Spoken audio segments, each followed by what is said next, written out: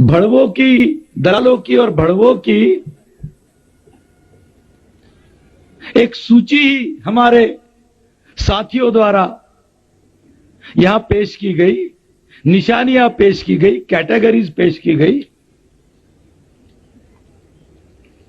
यह विषय रखने के पीछे हमारा जो उद्देश्य है, वो उद्देश्य किसी का नाम लेकर उसको भड़वा करार देना, दलाल घोषित करना, यह नहीं है।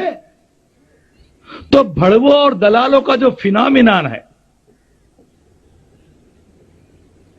यह भड़वों और दलालों का जो फिनोमिनन है, यह फिनोमिनन आप लोगों के सामने रखना, इस फिनोमिनन को आपको समझाना,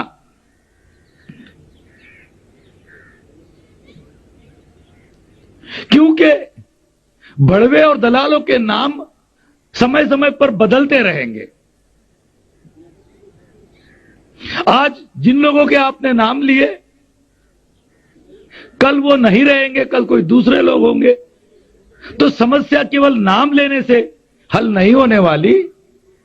तो समय समय पर ये जो भड़वागिरी और दलालगिरी समाज में जो चलती है, ये किस प्रकार से चलती है, ये क्या है, इसको समझना, इसको पहचानना और इसको हमारे समाज में लोगों को सिखाना कि भाई इसको कैसे पहचाना जाए, उसकी पहचान समाज में देना, ये इस चर्चा के इस विषय को रखने का उद्देश्य है। आप में से बहुत से लोगों ने बंबई देखी होगी। बंबई में आप लोगों ने गेटवे ऑफ इंडिया देखा होगा, चौपाटी देखी होगी, जुहू बीच देखा होगा। बंबई में एक और बहुत देखने वाली चीज है, लेकिन आमतौर पे बंबई देखने के लिए जो लोग जाते हैं वो उस चीज को, उस जगह को नहीं देखते। उस जगह का नाम है फॉकलैंड रोड। वो देखने वाला इसलिए है कि उस फॉकलैंड रोड पर बंबई की वेश्याएं रहती है। और फॉकलैंड रोड पर कौन सी वेश्याएं रहती है?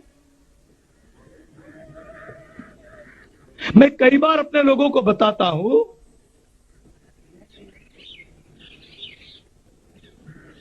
क्योंकि कई बार जो साम्यवादी और समाजवादी लोग हैं, जो पुरोगामी लोग हैं, वो ये कहते हैं कि वेश्या की कोई जात नहीं होती, वेश्या वेश्या होती है। मैं कहता हूं नहीं, वेश्या की भी जात होती है। क्योंकि फॉकलैंड रोड पर जो वेश्याएं रहती है और धंधा करती है, वो बहुजन समाज की है, वो बहुजन समाज की जातियों से है। एक वेश्या, ब्राह्मणों की भी लड़कियां वेश्यागिरी करती है, लेकिन ब्राह्मणों की लड़कियां वेश्यागिरी लग्जरी के लिए करती है। बहुजन समाज की लड़कियां जो वेश्यागिरी करती है, वो मजबूरी, लाचारी, पीड़ा और पेट के लिए वेश्यागिरी करती है। तो ये जो फॉकलैंड रोड है, फॉकलैंड रोड में वेश्यागिरी चलती है, वेश्याएं रहती है। और ये वेश्याओं को ग्राहक दिलवाने का काम, उनके पास ग्राहक लेके जाने का, या ये वेश्याएं ग्राहक लाने के लिए भड़वे और एजेंट्स रखते, जो लोग रखते हैं। जो लोग वेश्या अगर पहले माले पर रहती है तो वो आपको जीने के सीढ़ी पर या उसके इर्द गिर्द ही जो लोग घूमते रहते हैं, और वो आपको उस वेश्या तक पहुंचाते हैं, वो लोगों को वेश्या तक पहुंचाते हैं। उनको वहां की भाषा में भड़वे और दलाल कहा जाता है। तो ये भड़वे और दलालों का जो फिनोमिना है, यह फिनोमिना केवल वहां तक ही सीमित नहीं है। उसने आज भारतीय जीवन का सारा क्षेत्र व्यापा हुआ है।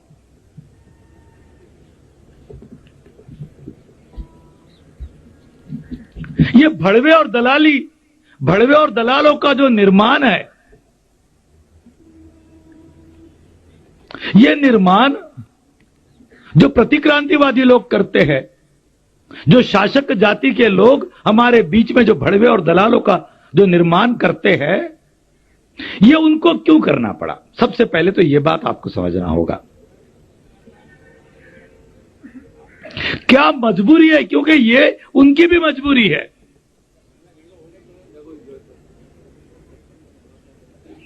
कुछ लोगों ने यहां आरपीआई के नेताओं के बारे में कहा।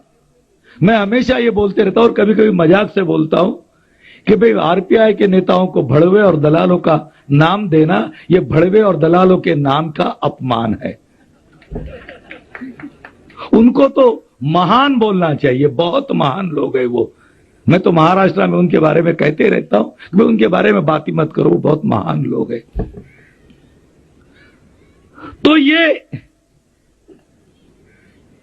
जो भड़वे और दलाली का जो फिनोमिना है, इस फिनोमिना की शुरुआत वैसे 1932 से होती है, जब पूना पैक्ट हुआ।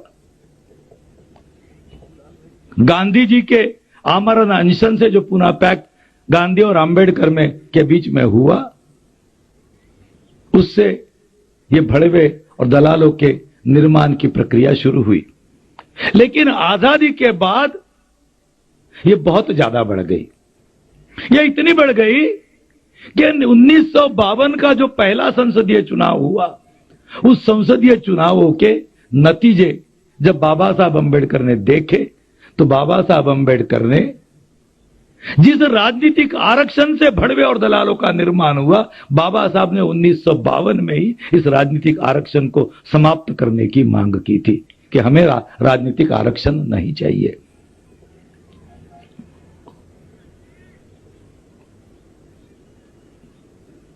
तो ये जो भड़वे और दलालों की निर्माण की जो प्रक्रिया है, इसके पीछे का मूल कारण है भारत में प्रौढ़ मताधिकार का लागू होना।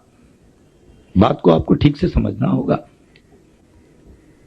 प्रौढ़ मताधिकार का मतलब है क्योंकि गांधी और उनकी कांग्रेस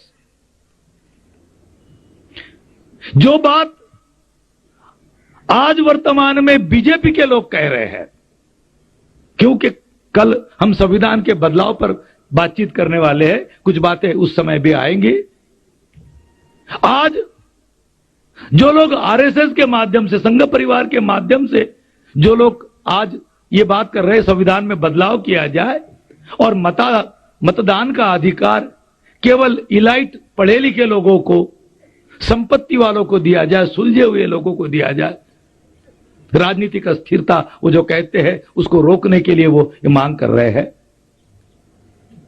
हमें इतिहास को भूलना नहीं चाहिए कि आजादी के पहले गांधी और उनके कांग्रेस ने यही स्टैंड लिया था कि मतदान का अधिकार केवल पढ़े लिखे लोगों को हो, केवल शिक्षित लोगों को हो या संपत्ति धारण करने वाले लोगों को, मतलब समाज के जनसाधारण को, आम आदमी को मतदान का अधिकार ना दिया जाए। लेकिन अंग्रेज शासक थे, हमारे देश को उन्होंने गुलाम बनाया, लेकिन अंग्रेज ईमानदार लोग थे, ईमानदार शासक थे। और ईमानदार शासक होने के नाते उन्होंने जब बर्तानिया में प्रौढ़ मतदान का अधिकार सभी को दिया, तो वही सिद्धांत उन्होंने उनके गुलाम देश को भी लागू किया और उन्होंने यहां के नागरिकों को भी प्रौढ़ मतदान का अधिकार दिया कि जो जो बालिग है उसको मतदान करने का अधिकार है, चाहे वो भिखारी हो, चाहे वो मेहतरानी हो या चाहे वो इंदिरा गांधी हो।